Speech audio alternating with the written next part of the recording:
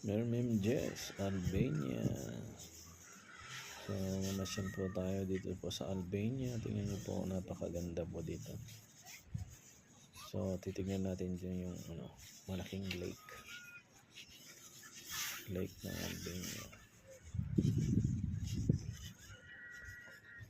So, tingnan niyo po. Napakaganda po dito. Tahimik. Tahimik lang po. Ayan, pupunta tayo doon. Sisilip lang tayo.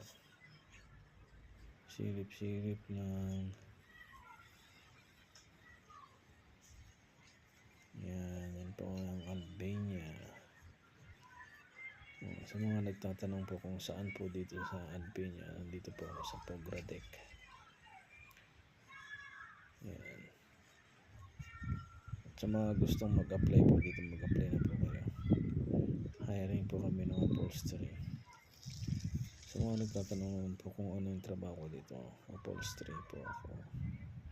Hiring po yung company namin. Kung sino po yung